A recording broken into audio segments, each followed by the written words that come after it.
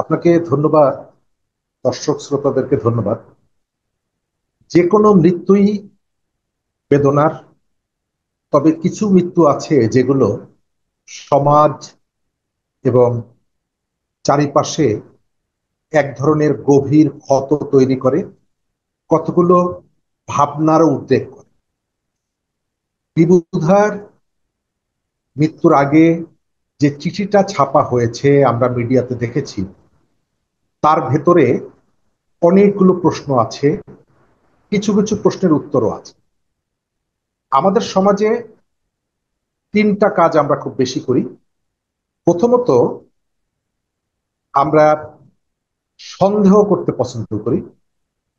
দ্বিতীয়ত, আমরা পরামর্শ দিতে পছন্দ করি। তৃতীয়ত হচ্ছে, পছন্দ না হলে দালাল ট্যাগ লাগিয়ে দিতে পছন্দ করি।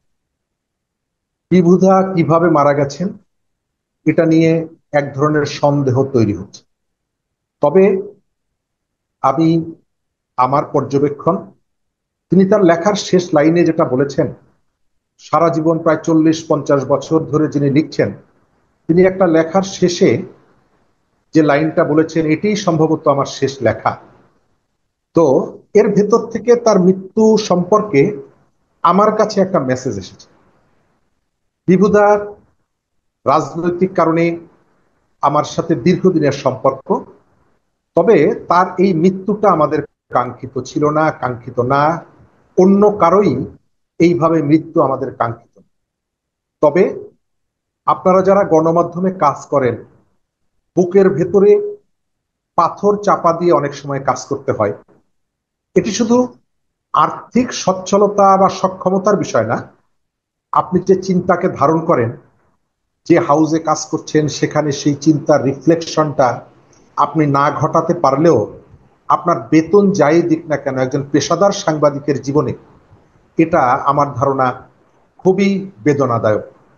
তিনি যে ভাবনাটা ভাবছেন, সেই ভাবনাটা তিনি তার কলমের মধ্য দিয়ে প্রকাশ করতে পারছেন না, অথবা প্রকাশ করলেও তার জন্য তাকে ভৎসনার শিকার হতে হচ্ছে, কেউ কে মুখ কালো করে থাকতে হচ্ছে। আমাদের গণমাধ্যম প্রচন্ড চাপের মুখে আছে, এটা আমরা স্বীকার করি। তবে বিভুদার লেখার মধ্যে আমি একটা জায়গা অ্যাড্রেস করব, যে সাংবাদিকদের, তারা তো বৈষম্যের বিরুদ্ধে কথা বলেন, বৈষম্যের বিরুদ্ধে লেখেন, কলম ধরেন, কিন্তু তার একটা লাইন, যে আমার বিভাগের প্রধান যে কয় টাকা বেতন পান, আমি যদি ওই কয় টাকা বেতন পেতাম। অর্থাৎ আসলে আপনি দীর্ঘদিন প্রিন্ট মিডিয়ায় কাজ করেছেন, একটা হাউজের মধ্যে এই যে বৈষম্যের জায়গাটা, আমার মনে হয় রাষ্ট্রীয় জীবনে যে বৈষম্য, সেগুলো আপনি চাইলেই দূর করতে পারেন না, অনেক পলিসির কারণে, অনেক কিছুর কারণে। তবে বিবুধার এই মৃত্যুর ভেতর থেকে আমাদেরকে তিনি জানিয়ে দিয়ে গেলেন যে আমরা অন্তত এই যে কর্মস্থলে যে বৈষম্য, যে বিভাজন, এই বিভাজনটা দূর হওয়া দরকার।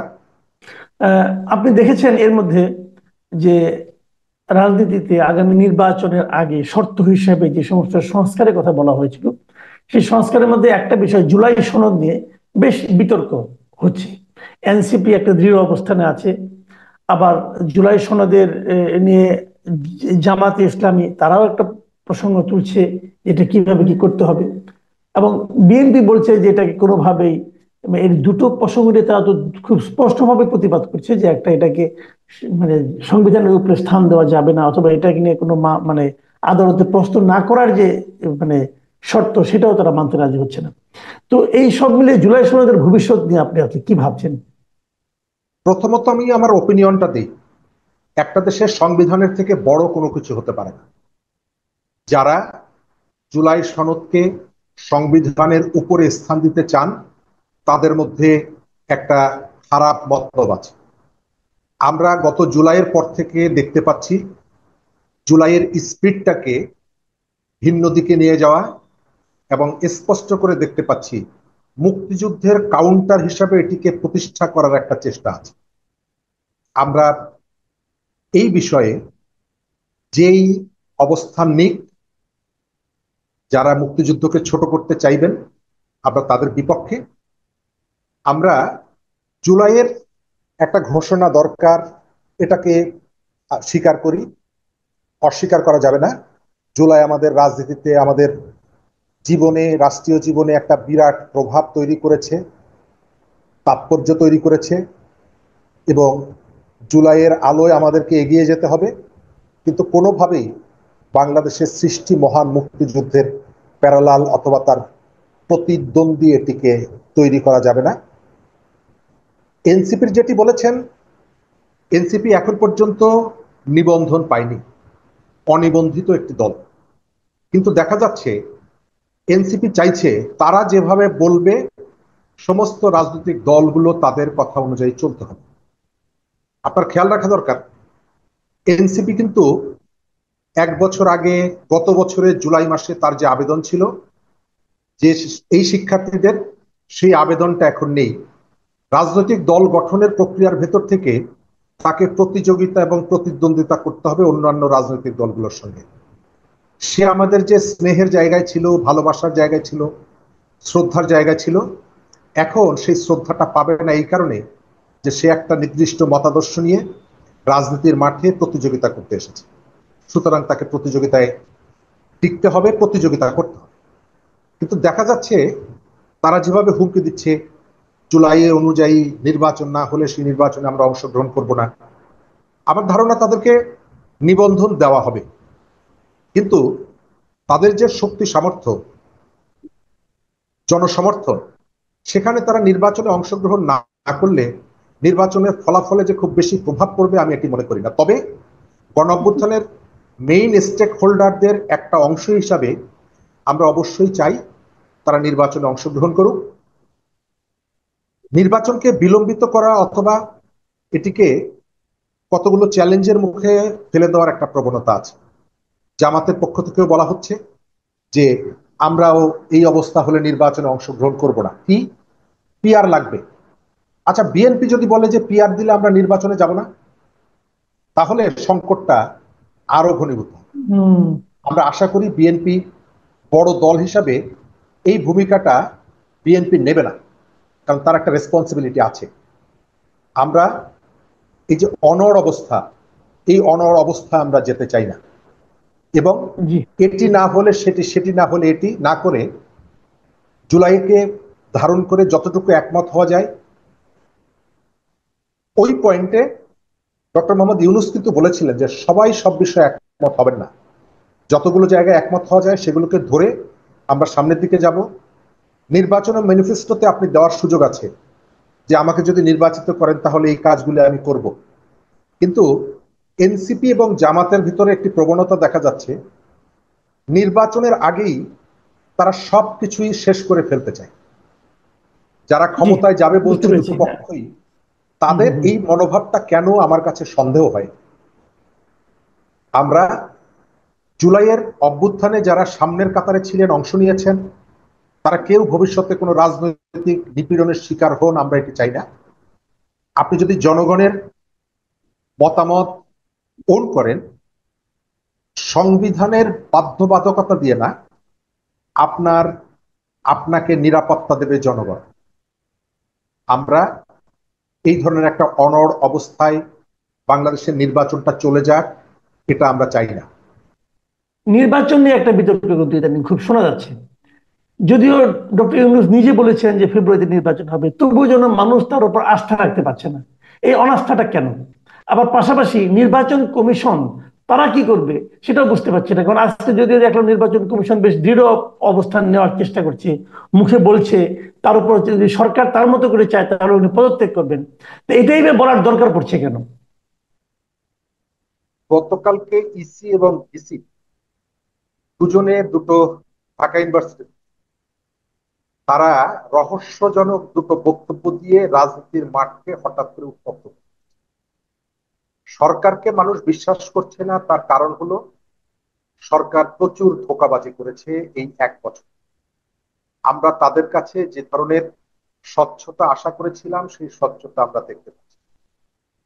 ঐক্যমত্যের কাউন্সিল রাজনৈতিক দলগুলোর সাথে বৈঠক করে তারা যে এজেন্ডাগুলো ঠিক করেছে, হঠাৎ করে তাদের আমেরিকান দূতাবাসে গিয়ে বৈঠক করার কোনো প্রয়োজন ছিল? বাংলাদেশে অনেক বিদেশি দূতাবাস কাজ করে, আপনি কেন দলবল নিয়ে আমেরিকান দূতাবাসে যাবেন? প্রশ্ন তৈরি। নির্বাচন নিয়ে একটা ধোঁয়াশা আছে। এনসিপি সরকারের কাছের দল, সরকারের ব্লেসিং আছে এনসিপির প্রতি। এনসিপি যে বক্তব্যগুলো দিচ্ছে এবং জামাত যে বক্তব্যগুলো দিচ্ছে, মানুষের একটা বিরাট অংশ মনে করে এই সরকার এনসিপি এবং জামাতের দ্বারা প্রভাবিত। সুতরাং তাদের মতামতের বাইরে তারা হয়তো যাবে না, এক। দ্বিতীয়ত, সরকারের ভেতরে কেউ কেউ অনেকদিন ক্ষমতায় থাকার একটা বাসনা তাদের মধ্যে আছে। নির্বাচন বিষয়ে সরকারের পক্ষ থেকে ইলেকশন কমিশনকে যে ধরনের গাইডলাইন অথবা পরামর্শ দেওয়ার কথা, সেখানে কখনো কখনো ছন্দপতনের ঘটনা আছে। লন্ডনে তারেক জিয়ার সঙ্গে বৈঠক করার পর যে তাড়াহুড়া আমরা দেখেছিলাম সংবাদ সম্মেলনে, ডক্টর ইউনূসের উপদেষ্টা ডক্টর খলিলুর রহমান যেভাবে বলছিলেন, তারপরে একটা দীর্ঘ সময় কিন্তু সেটি এগোয়নি। প্রধান উপদেষ্টার সাথে নির্বাচন কমিশনার বৈঠক করার পর, দেখা করার পর তিনি বলেছেন নির্বাচন নিয়ে আমাদের কোনো কথা হয়, যদিও সবথেকে গুরুত্বপূর্ণ বিষয় ছিল ইলেকশন সম্পর্কে আলোচনা। মানুষ এটা প্রত্যাশা করছে। সরকারের মধ্যে এখন পর্যন্ত নির্বাচন বিলম্বিত করার এবং সরকারের ঘনিষ্ঠদের একটা চেষ্টা আছে। সরকারের কাজগুলো নির্বাচন কেন্দ্রিক, অস্বচ্ছতা আছে। সর্বশেষ, নির্বাচনকে অর্থবহ এবং নিরপেক্ষ রাখার ক্ষেত্রে সরকার তার নিরপেক্ষতা ধরে রাখতে পারবে কিনা, এটা নিয়েও সন্দেহ আছে। জি, আমি শেষ প্রশ্নটা করতে যাচ্ছি, এটা নিয়ে আর বেশি সময় পাবো না হয়তো বা আমরা, তবে ছোট করে যদি একটু বলতেন। সেটা হলো যে আমরা দেখছি যে পাকিস্তানের পররাষ্ট্রমন্ত্রী আমাদের এখানে এই যে সফর করছেন, এবং এটা অনেকের কাছে খুবই গুরুত্বপূর্ণ বলে মনে করছেন এবং সিগনিফিকেন্ট মনে হচ্ছে। আপনি এর পেছনে কি কোনো রাজনীতিবিদ দেখছেন কিনা? আমাদের এখানে গত 15 বছর ভারতের একটা আধিপত্য ছিল। অন্যায় অযৌক্তিক ভাবে আমরা ভারতকে অনেকভাবে সুবিধা দিয়েছি, বিনিময়ে তাদের রাজনৈতিক সাপোর্টটা আমরা নিয়েছি, আওয়ামী লীগ দিয়েছি। 5ই আগস্টের পরে পরিবর্তিত অবস্থায় দেখা যাচ্ছে ভারতকে সুবিধা দেওয়ার যে ক্ষোভ, সেটিকে পুঁজি করে পাকিস্তানের সাথে একটা সম্পর্ক উন্নয়নের চেষ্টার নামে বাংলাদেশের মুক্তিযুদ্ধকে কোণঠাসা করার যে প্রবণতা, এটিকে আবার নতুন করে সামনে নিয়ে আসা হচ্ছে। গতকালকে যে বৈঠকগুলো হয়েছে, প্রত্যেকটা বৈঠকে ভবিষ্যৎ নির্বাচন নিয়েও নাকি আলোচনা হচ্ছে। পাকিস্তান নিজের দেশেই নির্বাচন প্রশ্নবিদ্ধ। ইমরান খান নির্বাচিত সরকার প্রধান, তাকে কারাবন্দী করে রেখেছে। সে আমার দেশে নির্বাচন নিয়ে কি করবে? এবং যে দেশটি বেশিরভাগ সময় কেটেছে সেনা শাসনে, তারা আমার এখানে নির্বাচনে কি ভূমিকা রাখে? আমরা পাকিস্তানের সঙ্গে ভালো সম্পর্ক চাই, ওই যে আগে আম কূটনীতি জাম কূটনীতি না, আমার মর্যাদার ভিত্তিতে। তবে তার ভিত্তি হবে 71। 71-এ তাদের যে হত্যাকাণ্ড, তাদের যে নিষ্ঠুরতা, অবশ্যই পাকিস্তানকে তার জন্য ক্ষমা চাইতে হবে।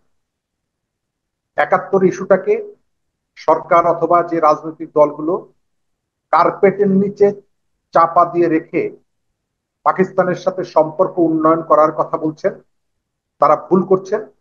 এবং এর ভেতর থেকে 30 লাখ শহীদের সাথে, তাদের আত্মদানের সাথে এক ধরনের নিষ্ঠুর আচরণ করা হচ্ছে। আমরা আমাদের দেশে ভারতের আধিপত্য যেমন চাই না, তাকে স্পেস করে দিবেন সেটিও চাই না। পাকিস্তানের ভাবাদর্শ এখানে নতুন করে আপনি জায়গা করে দিবেন সেটি চাই না। সরকারকে অবশ্যই, আজকে ইউসুফদার যেটা বলেছেন যে আমরা ইতিমধ্যেই 3বার আমাদের অবস্থান পরিষ্কার করেছি, সরকারের অবস্থানটা আমরা জানতে চাই। কারণ এই মন্ত্রীকে সরকার আমন্ত্রণ জানিয়ে এসেছে। আমরা পাকিস্তানের এতদিনের আচরণে সন্তুষ্ট না। মুক্তিযুদ্ধের প্রশ্নে তাকে প্রকাশ্যে ক্ষমা চাইতে হবে। জি। বাংলাদেশের মুক্তিযুদ্ধের পরাজয়ের গ্লানি পাকিস্তানকে সামনে রেখে একটি অংশ ভুলিয়ে দেওয়ার যে চেষ্টা করছে, নিশ্চয়ই বাংলাদেশের মানুষ সেটিকেও গ্রহণ